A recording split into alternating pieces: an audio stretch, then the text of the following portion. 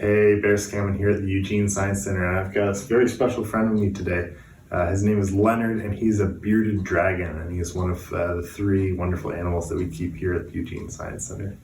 And I'd like to tell you a little bit about him. I'm going to take him off my shoulder, even though that's his favorite place to be.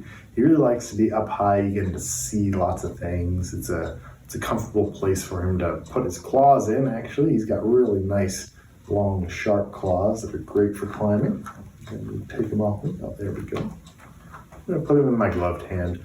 Now it's mostly just so that he has something more to grab onto. Now you can see that he's got nice, long claws. They're really nice and sharp, and they're great for climbing.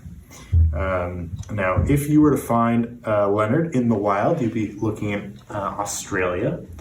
And one of the great parts about Leonard is part of his namesake, being a bearded dragon. He has that nice frill right underneath his lower jaw. And it's got these tiny little spikes and spines on it. And they're not actually as sharp as they seem. But for predators looking at him, he looks really, really sharp. So if he ever gets intimidated, he feels like something's about to eat him, or even if he's trying to defend his space from other bearded dragons, he'll puff up that lower frill, and he'll make himself look really big, really spiny and threatening. And that way he can hold his ground. Kind of like a pufferfish, honestly. Now, another wonderful thing about Leo is that he has 3 eyes, and you can see the 2 that are right here on the top of his head that look a lot like our eyes, but he's got a 3rd eye, a hidden eye, and it's right here on the back of his head, right where I'm touching. And you'll notice that it doesn't look like an eye. It doesn't look, in fact, like there's anything there at all. But bearded dragons have evolved a very cool, simple eye on the back of their head that can't see colors. It can't really make an image of anything, but it can sense how much light there is hitting it.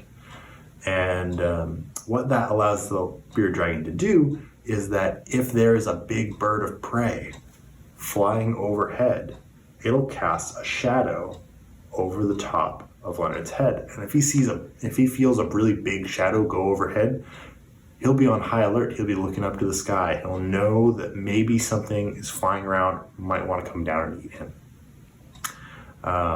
Now he's also got this really wide tail, and it's really heavy and really long. And that's actually because Leonard, if he really needed to get going quick, he can rear up on just his hind legs and use his tail as balance. Then he can run really, really quick on just his 2 back feet.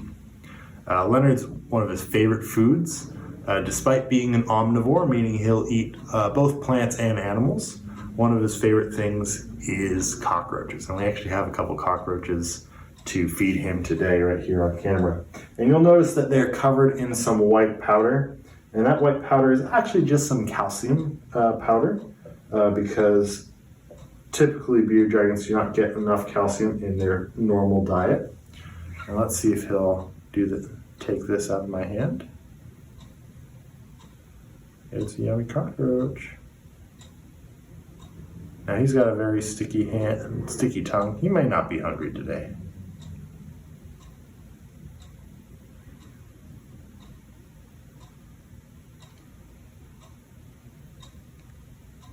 Come on, Leonard.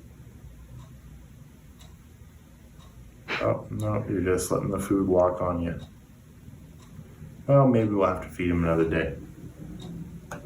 Well, at any rate, thank you so much for joining me at the Eugene Science Center, and I'll talk to you later. Bye-bye.